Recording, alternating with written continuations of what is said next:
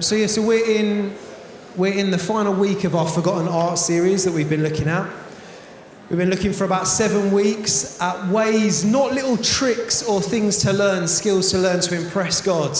None of these things that we've spoken of prayer or fasting or giving or memorizing scripture or solitude like last week. None of these things are about trying to impress God with our acts and the things that we can now do and these skills that we've now learned. They're all about cultivating discipleship, of following after Jesus, learning how to follow after him and how to grow in our relationship with God. So whether we've been a Christian for 30 years or whether we're only just looking into the Christian faith, these are little forgotten arts, we called them, just of ways to grow in our relationship with God and to open our lives up to him, that he would change us. And actually this guy Martin alongside me, he's been my friend here for about 20 years. You'll know Martin and Rebecca with the kids and stuff, and you'll see him on stage sometimes doing bits and pieces. But really, when I first came to the church 20 years ago, I got to know Martin. And one of the lovely things about church and Christian life with one another is that you do walk through life with each other. I remember when your third child was born, I remember Martin phoning me up and saying, my daughter's just been born in the living room and I'm now worried, I don't know what to do. And I ran down to the hospital and probably was a bit too, friendly to come in and say, hey family, how's everyone doing? But anyway, there you go. That's life, isn't it? It's the privilege that are walking through life with each other. And we've had good ups, we've had ups and downs in our Christian life, just as disciples. We're both just trying to follow Jesus. And one of the things that I love of walking through life is someone who stands alongside you sometimes. Someone says, come on, let's remember what this is all about. This is all about following Jesus and growing as a disciple of him. We're here for him first and foremost. And I know there's times when I've hopefully spoken truth into this man's life, and there's numbers of times when he's just spoken truth into mine. So this is his first time preaching ever on a Sunday morning like this, but I know he's going to so bless us as he does so. And I just want to put our hands together and welcome my friend, Martin Cooper. Thanks. Thanks. Thank you. There are many times Ollie's spoken into my life, and I'm going to give you an example of one of those times in a couple of minutes. So we're looking at reverence, as Ollie said.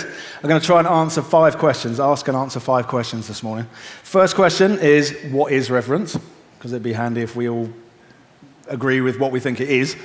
Second question, do we actually approach God with reverence? Is it something we're actually in the practice of doing? Third question, are reverence and fear the same thing? Which would be an interesting one, because the first thing Faye read out this morning was from the Psalms that says, fear the Lord, and that's going to be quite a thing to explain when we get there.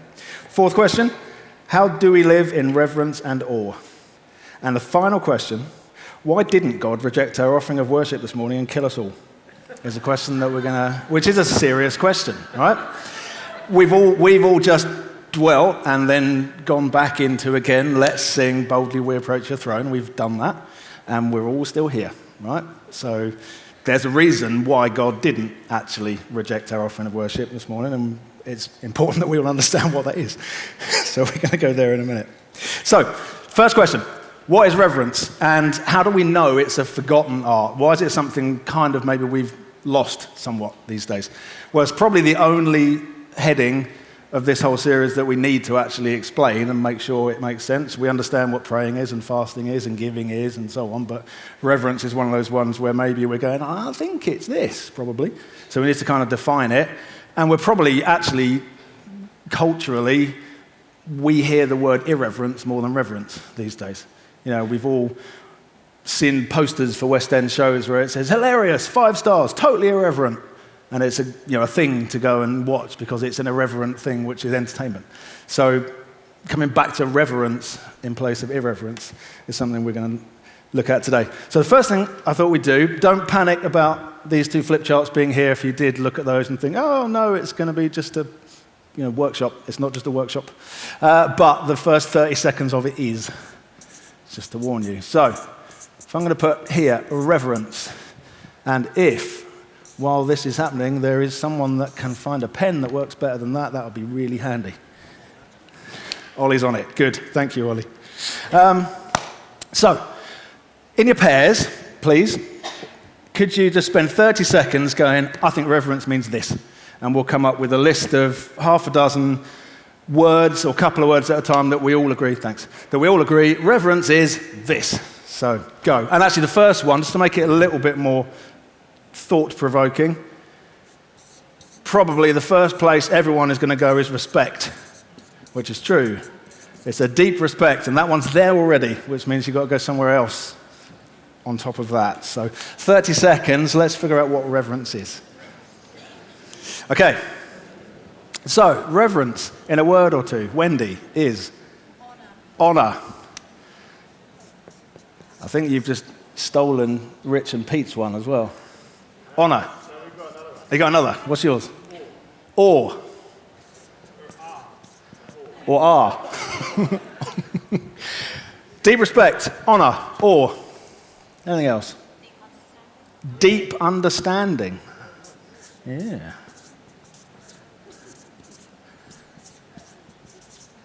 I did say at the 9 o'clock meeting that I'd show you all of their answers and we compare to see who had the, not best ones, but I won't do that.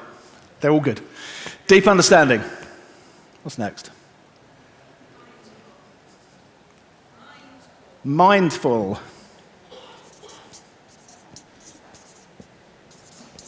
Okay. Deep respect, honor, awe, deep understanding, mindful. Any others? Anything else anyone wants to? Ollie, got another?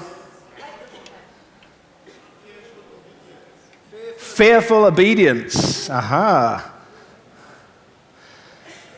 I'm really going to have to explain the reverence and fear the same thing now, properly, aren't I? Fearful obedience. Good.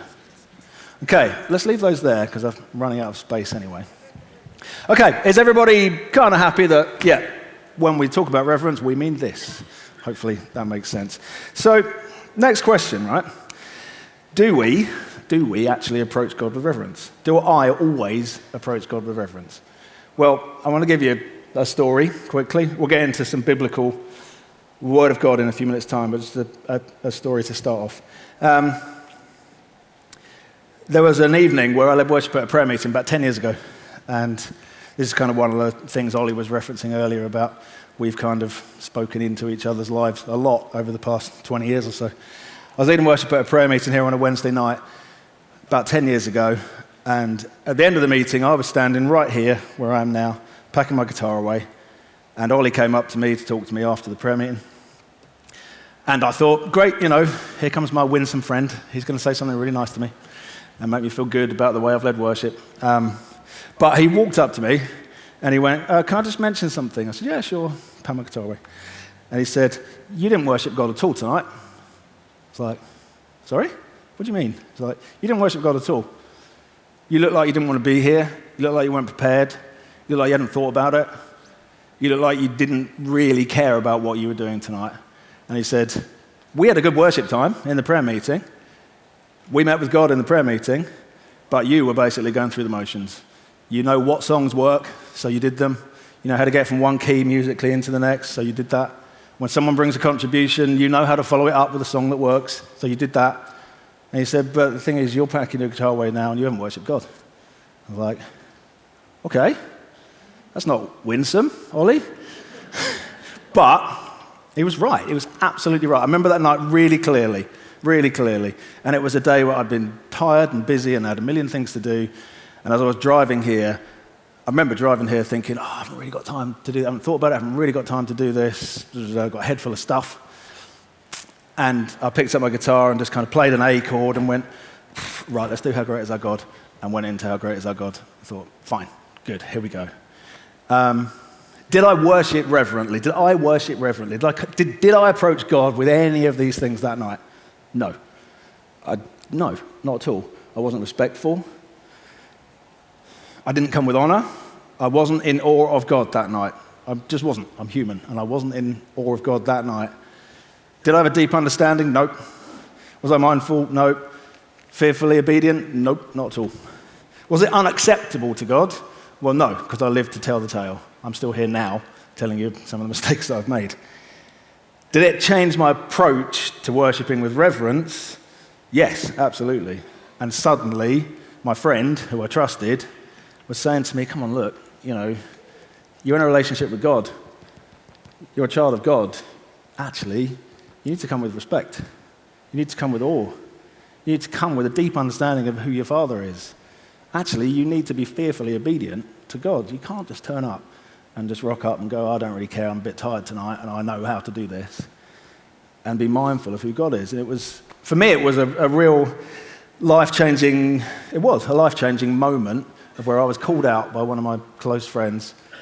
And, the important thing is, obviously, Ollie has my permission to speak to me like that, and vice versa. And, that's really important. He wasn't just coming up to me and saying, hey, here's something wrong with you. But, he has my permission to say, I need to mention something to you, because actually you're not doing any of these things. And for me, it really changed the way I approach God with reverence. And I'm sure there are ways that we can all start to cultivate our own lives to just be more respectful, be more reverent towards God, live lives where every day we're living in this way, with a proper, and we'll get into the fear thing in a minute, but with a proper respect for who God is. So, are reverence and fear the same thing? Are they the same thing? Well, Faye started today by reading a psalm that talked about fearing the Lord, and that all the earth should fear the Lord. So on the very, very surface, you kind of go, well, okay, fine. Yep, that all sounds like fear, so let's transfer it over there. But actually, one of the main things I want to kind of say now is reverence is a type of fear, it's a synonym of fear, but the way we, humankind, approaches fear isn't a godly thing. We don't approach fear as a fear of God, and sometimes we can transfer our perception of what fear is into being fearing God. And our perception of what fear is isn't the same thing as fearing God. Some of the ways I looked up this week that we kind of tend to associate with fear, right, is some of the most common words that come up when you Google fear, and what people would say fear is. It's stress, dread, panic, anxiety, terror, worry, and a whole load of other things, right? What humans tend to associate with fear are all these things, okay? And what God says is there is no fear in love. God is love, right? But God says there's no fear in love. But perfect love drives out fear, because fear has to do with punishment, all this stuff. Am I pleasing God? Am I terrified of all these things? Am I making a mistake? Am I being blah, blah, blah, blah? Am I doing all the things I should do based on blind panic? Well, God isn't a God that, this stuff over here, that can coexist with love. That can't coexist with love. God isn't a God that is driven by panicking and making anxious and terrorizing. That's not him. That's not God. That is the devil, who twists love and turns it into fear. And for me, a story, just quickly to tell before we get into some scripture, is when I became a Christian, my overarching beginning as a Christian, when I made the decision to follow God, I kind of understood fear. I kind of understood the scary part of it. The first preach I ever heard, someone was talking about Nicodemus and being born again, and the point was, there's only one way to God. You need to believe this way to God. Actually, you have to do this thing, and if you don't do this thing, there's no other way to God. And for me, that gave me a huge problem, because I was standing there thinking, if I believe that, and it turns out to be true, I'm kind of in trouble, because I've just heard that there's only one way to God, and it appears that I'm not going that way at the moment. And over the next month or so, after that, I was 19 at the time, over the next month or so, I did the Just Looking course, which was the equivalent of what Alpha is now, and kind of delved into the whole thing. And even at the end of that course, to be totally honest, the main thing I was thinking was, I believe this stuff, I believe it's true. Basically, I'm scared of God, and I'm scared of hell. Basically, that's the thing. And I've heard this stuff about grace, and I've heard this stuff about God's love and so on. I don't really understand in that, but I believe it, but I'm kind of here at the moment. I'm not really there at the moment. And that was kind of workable and fine until about a year later when my dad died. And none of my family have been Christians. I'm the only Christian in my family. And when my dad died, that gave me a huge, pulled the rug from under my feet completely, because suddenly I was standing there going, I know you're my Father, God. I just don't understand it. I can't. I've watched my dad die. I know he's not a Christian. I literally just don't know how to put these things together and call you my Father. I can understand this, and I can understand trying to please you, and I can understand judgment. I don't actually understand the other part of it. I don't understand grace. I don't understand mercy. I don't understand holiness at all. And there was one meeting, probably 6 months after that. It was a difficult few months. There was one meeting that I was in about 6 months after that where suddenly God met with me powerfully in a huge life-defining way. And suddenly one night I went from not understanding God at all, really, to suddenly I understood holiness, and I understood mercy, and I understood grace, and I understood the fatherhood of God. And suddenly all these things actually made sense, which then, in an instant, changed my blind panic, anxiety, terror, stress into actually a deep respect for God's holy. And actually, who am I to say anything that God should or shouldn't do? Who am I to expect any blessing from God at all? If my dad gave me 19 years with, if my Father in heaven gave me 19 years with my dad on earth, and then that was it, well, there was a blessing for 19 years that I knew my dad on earth. And in an instant, in a night, suddenly, for the first time, I was able to say, you know what? The Lord gives and the Lord takes away, and blessed be the name of the Lord. And suddenly, when reverence takes the place of fear, and we kind of start to cultivate revering God and respecting and honoring God, then suddenly all this stuff can just kind of disappear. It's real, of course it's real. And I'm not in any way saying, stress doesn't exist and none of that exists. Of course it does. But God brings a peace that surpasses all understanding and guards our hearts and minds in Jesus Christ. And having a proper reverence and respect for God, as we've done this morning, in the worship time, the words of the songs, the words that came, are people basically saying, hey, let's respect God. Let's respect our Father and bring our worship to Him.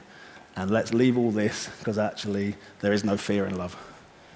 That is all stuff that God doesn't want us to feel. And so far, these have been my words. Let me just read you some of God's words. So these are the words, if you can put this on the screen, please, Keith. From Matthew chapter 17, where Jesus takes three of his disciples up a mountain, and he suddenly becomes transformed into just this glorious version of himself. It says this: after 6 days, Jesus took with him Peter and James and John, his brother, and led them up a high mountain by themselves. And he was transfigured before them, and his face shone like the sun, and his clothes became white as light. And behold, there appeared to them Moses and Elijah, talking with them. And Peter said to Jesus, Lord, it's good that we're here. If you wish, I'll make 3 tents here, one for you, one for Moses, one for Elijah. He was still speaking when, behold, a bright cloud overshadowed them, and a voice from the cloud said, this is my beloved Son, with whom I'm well pleased. Listen to him. When the disciples heard this, they fell on their faces and were terrified. But Jesus came and touched them, saying, rise and have no fear. At that point there, actually, the disciples were actually acting fairly irreverently, okay? Not deliberately, but at that moment where Jesus becomes transformed before their eyes into this glorious version of himself, and suddenly Moses and Elijah appear from nowhere, the disciples go, great, okay, there's 3 of you here, we'll make 3 tents. One for Moses, one for Elijah, one for Jesus, and kind of do this thing where on this level you've got Moses, Elijah, and Jesus. And God the Father has to interrupt. He says, while Peter was still speaking, a voice from the cloud said, this is my Son. This is my Son, in whom I'm well pleased. Listen to him. The voice of God the Father says, no, it's not Moses and Elijah and Jesus. This is Jesus. This is my Son. This is the thing. This is the man you need to listen to. This is God who speaks on my behalf. So it's a natural, even in the Bible, it's a natural human thing that we kind of mistake the way we should revere God and the way we should place authority and respect on God. Even to the point where it says here, when the disciples heard this, they fell on their faces and were terrified. in the presence of God. Jesus is there, God the Father's voice is speaking, and actually the disciples are just terrified. They're just scared. But the voice of Jesus says, Jesus came and touched them, saying, "Rise and have no fear." The only thing we need to be afraid of in life is God, and God says, don't be afraid of me. Jesus says, rise and have no fear. In Revelation Chapter 1, where John has a revelation of Jesus as the Son of Man, and it says that John fell to his face as if dead, absolutely terror-struck. It says, the Son of Man said, don't be afraid. Don't be afraid. When the angel talks to Mary, and the angel says to Mary, you're going to bear the Son of God. And it says Mary's terrified, but the angel says, don't be afraid. This is a good thing. This is good news. Do not be afraid. Time and again, we're told by God, don't be afraid. Are fear and reverence the same thing? Well, fear of God isn't the thing that we call fear. It's not that. Perfect love drives out all fear, and there is no fear in love. A healthy and a good fear of God, fearful obedience and a deep respect, is a discipline to cultivate and to live our lives by. It's a good thing once we start doing that. In Hebrews, it tells us to bring acceptable sacrifices of worship out of reverence and awe, not out of fear. So it's this that God says, approach me like this, with reverence and awe. So this last double question, Keith, if you can put this slide up. How do we live with reverence and awe? And we do need to figure out why God didn't actually reject our worship and kill us all this morning once we said, boldly I approach your throne. So in Leviticus Chapter 1, I'm just going to give you a little whistle-stop tour through some of the Bible, or through some of biblical times. So if we say there's Genesis, Exodus, Leviticus, and so on, and I'll be here somewhere in Hebrews in 3 minutes, right? So in the Old Testament, in Leviticus Chapter 1, this is what God says to Moses about bringing burnt offerings. Lots of different types of offerings, and God says, this is how you bring these offerings. So these words won't be on the screen, but I'll just read these now. Leviticus Chapter 1. The Lord called Moses and spoke to him from the tent of meeting, saying, speak to the people of Israel and say to them, when any one of you brings an offering to the Lord, you shall bring your offering of livestock from the herd or from the flock. If his offering is a burnt offering from the herd, he shall offer a male without blemish. He shall bring it to the entrance of the tent of meeting, that he may be accepted before the Lord. He shall lay his hand on the head of the burnt offering, and it shall be accepted for him to make atonement for him. Then he shall kill the bull before the Lord, and Aaron's sons, the priests, shall bring the blood and throw the blood against the sides of the altar that is at the entrance of the tent of meeting. Then he shall flay the burnt offering and cut it into pieces, and the sons of Aaron the priest shall put fire on the altar and arrange wood on the fire, and Aaron's sons the priests shall arrange the pieces, the head and the fat on the wood that is on the fire on the altar. But its entrails and its legs he shall wash with water, and the priest shall burn all of it on the altar as a burnt offering, a food offering, with a pleasing aroma to the Lord. Which is pretty intense in terms of when you bring a burnt offering, it's this, do these things like this. And when you've done that, do that. And then when you've done that, do that. And when you've done that, here's all the other ways that you bring different kinds of offerings. Which, on the surface, we haven't done that today. When we sang, boldly I approach your throne, we hadn't done any of those things first on the surface. In Exodus, book before Leviticus, chapter 19, where God's speaking to Moses on Mount Sinai, bringing the commandments, he says, don't let anyone touch the mountain. Don't let anyone touch Mount Sinai, because if you touch it, it needs to be put to death. If an animal touches it, put the animal to death. You can't touch holiness. You can't come into the presence of God. You can't touch this and live. And then 2 Samuel, where David's moving the ark, and God's told them to move the ark. He says, move the ark. Don't let anyone touch it. Don't touch it, or I'll kill you. And Uzzah touches the ark, just trying to steady it from falling, and God kills him.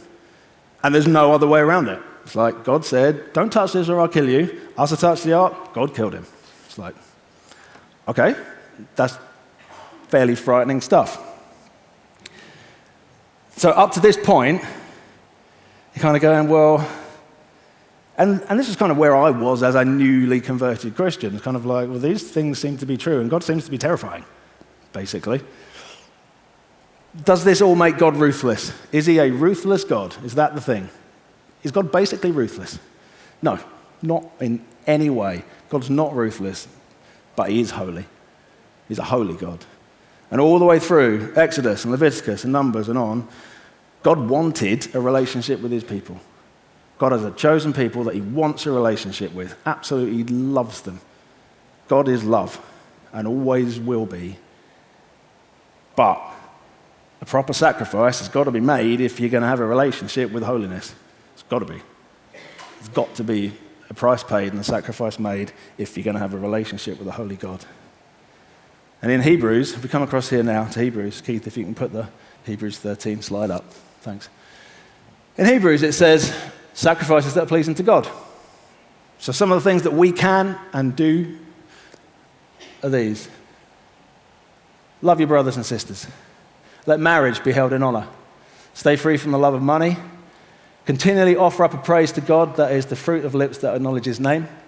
Do not neglect to do good and share what you have, for such sacrifices are pleasing to God.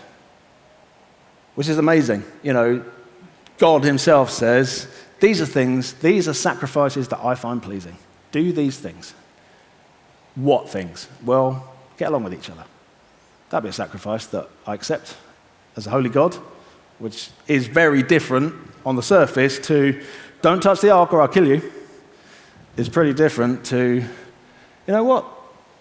Offer up a praise to God. That is the fruit of lips that acknowledge his name. That's a sacrifice that a holy God accepts from us this morning. That's what he accepted from us when we sang, Boldly I Approach Your Throne. A holy God said, sing to me. Sing those songs to me. So does that mean, if we go through Exodus and Leviticus and Numbers and on into 2 Samuel and so on, does that mean by the time we get here in Hebrews where God says, if you want to please me, love your brothers and sisters. If you want to please me, take your marriage seriously. If you want to please me, don't get caught up in money.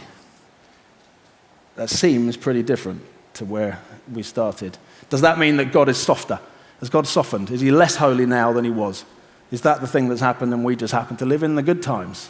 No, that's not the thing that's happened on any level. God is as holy now as he was then and always will be. But something must have happened. There must be something, because talking through even just bits there of Leviticus and so on, well, how have we ended up being able to stand here and sing, Boldly I Approach Your Throne, and live to tell the tale? Something's happened, and something has happened. Something has happened.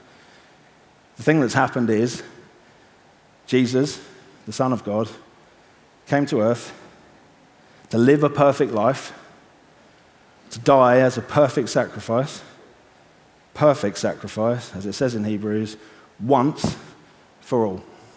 One sacrifice. It's not daily, weekly, monthly, yearly sacrifices. Sacrifice. Here's the list of things you need to do. One sacrifice, made once by Jesus, the Son of God, one sacrifice, so that we forever now live in the presence of God. And that's it. Why can we come and sing Boldly I Approach Your Throne? Because the sacrifice has been paid. Jesus has made the sacrifice. We don't keep making those sacrifices because we don't need to. Because Jesus has made the sacrifice, and now we don't need to make those sacrifices anymore. Should we make sacrifices that are pleasing to God? Yeah. As people that revere a holy God, of course we should. Was it a problem to God when I didn't take leading worship seriously, like I mentioned 20 minutes ago? Well, he didn't kill me. It wasn't unacceptable. It wasn't a good idea on my part, and it didn't show any of the things I should be showing to a holy God. But actually, that's not the thing. The thing was, Martin, you've been really silly. You're still accepted, and Jesus has still made the sacrifice for you.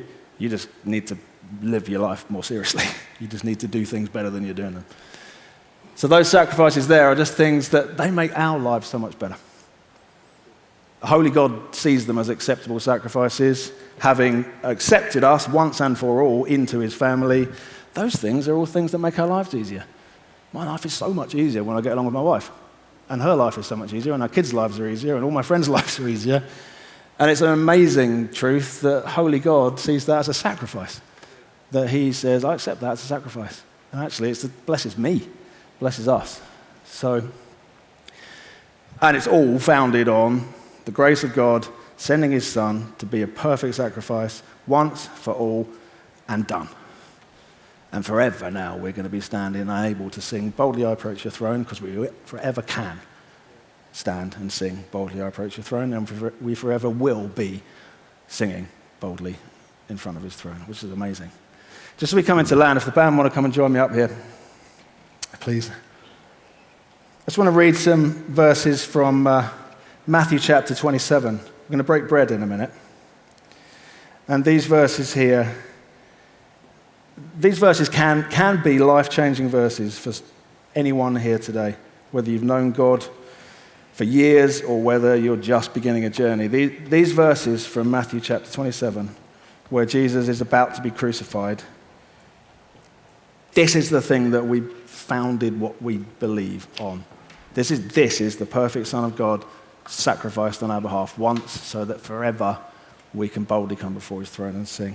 So I'm just going to read these verses. As I read them and as the band just start to play in the background, if you want to go and take bread and juice from the communion tables and just reflect on, what are some of the ways we can do to cultivate all the things that we've talked about in this series. Not just revering God, because actually praying and fasting and solitude and generosity and so on, they're all ways of showing reverence to God. It's like, do we take our lives seriously before God? Well, this whole series has been about reverence, basically. It's all about revering God, safe in the knowledge that we can come into the presence of God by the grace of God. So I'm just going to read these verses, and if you want to go and take the bread and wine as I'm reading them, and then we'll come back together and sing together with reverence and awe before our Father in a minute. So Matthew 27, from verse 27, says this. Then the soldiers of the governor took Jesus into the governor's headquarters, and they gathered the whole battalion before him. And they stripped him and put a scarlet robe on him, and twisting together a crown of thorns, they put it on his head and put a reed in his right hand. And kneeling before him, they mocked him, saying, "Hail, King of the Jews!" And they spit on him and took the reed and struck him on the head. And when they had mocked him, they stripped him of the robe and put his clothes on him, led him away to crucify him. Then as they went out, they found a man of Cyrene, Simon by name. They compelled this man to carry his cross, and when they came to a place called Golgotha, which means place of a skull, they offered him wine to drink, mixed with gall. But when he tasted it, he would not drink it. And when they had crucified him, they divided his garments among them by casting lots. Then they sat down and kept watch over him there. And over his head they put the charge against him, which read, "This is Jesus, the King of the Jews." Then 2 robbers were crucified with him, one on the right and one on the left. And those who passed by derided him, wagging their heads and saying, "You who would destroy the temple and rebuild it in 3 days, save yourself. If you are the Son of God, come down from the cross." So also the chief priests with the scribes and elders mocked him, saying, "He saved others, he cannot save himself. He's the King of Israel. Let him come down now from the cross and we'll believe in him. He trusts in God. Let God deliver him now, if he desires him. For he said, I am the Son of God." And the robbers who were crucified with him also reviled him in the same way. Now from the 6th hour there was darkness over all the land until the 9th hour. And about the 9th hour, Jesus cried out with a loud voice, saying, "Eli, Eli, lema sabachthani?" That is, my God, why have you forsaken me?" And some of the bystanders hearing it said, "This man is calling Elijah." And one of them at once ran and took a sponge, filled it with sour wine, put it on a reed and gave it to him to drink. But the others said, "Wait, let us see whether Elijah will come to save him." And Jesus cried out again with a loud voice and yielded up his spirit. And behold, the curtain of the temple was torn in two, from top to bottom, and the earth shook, and the rocks were split. The tombs also were opened, and many bodies of the saints who had fallen asleep were raised. And coming out of the tombs after his resurrection, they went into the holy city and appeared to many. When the centurion and those who were with him, keeping watch over Jesus, saw the earthquake and what took place, they were filled with awe and said, "Truly, this was the Son of God."